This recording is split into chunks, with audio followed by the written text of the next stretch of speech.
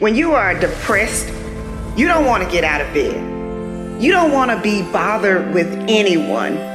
But overcoming depression is going to require that you get up and engage with life again. When you are feeling down, the worst thing you can do is isolate yourself, because isolation actually intensifies sadness. So I recommend finding a distraction that will shift your energy. Beginning in my early 20s, I began to notice some of the symptoms of mild depression. For years, I struggled with worry, anxiety, and feelings of hopelessness. Whenever I experienced a minor setback, I would be hard on myself and I would become extremely discouraged. For some reason, it was hard for me to believe that I could get through difficult situations. I know from personal experience that depression has a way of transforming a typically happy and outgoing person into someone who is sad, withdrawn, and frustrated with life. But my background and my expertise didn't stop me from encountering my own dark moments that even my family and close friends knew nothing about. And I didn't just feel down every now and then. I went through depression. I went through a persistent feeling of sadness and hopelessness.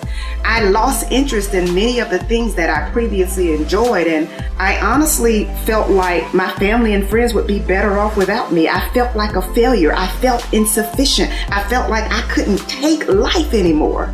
And so I know what it feels like to not want to get out of bed. I know what it feels like to experience deep and distressing hurt that seems impossible to push through. I had pretended to be happy for so long that no one would have believed me if I told them that I was struggling with depression. But now that I'm on the other side of it, I'm glad I didn't forfeit all that I've been able to experience and accomplish. So while you might feel discouraged, you don't have to be discouraged, because brighter days are coming. Because I always felt alone in my battle, I didn't realize just how common depression was. I had no idea that 1 out of 10 people will experience depression during their lifetime. Do me a favor. Check on the people who are close to you.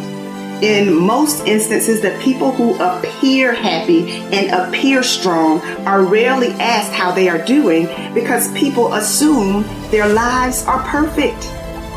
You may not have considered this, but sometimes the person who is smiling every time you see them is privately battling depression. And so the first step in overcoming depression is acknowledging that something must change. You cannot fix what you do not face. Suppression, denial, and pretending that everything is okay is not going to help you feel better.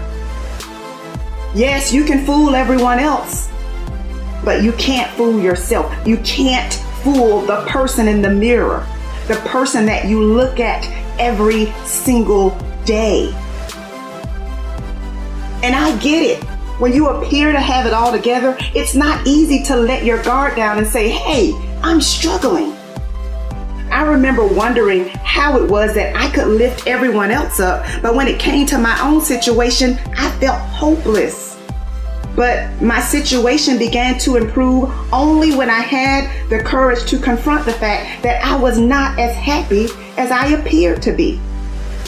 I was suppressing the wound of rejection. I was suppressing childhood trauma, and I was harboring anger. So let me say this. Uprooting anger and bitterness is not an easy thing to do. But at the end of the day, holding on to it does impact your physical, emotional, and mental health. So I say today, let it go. Let it go.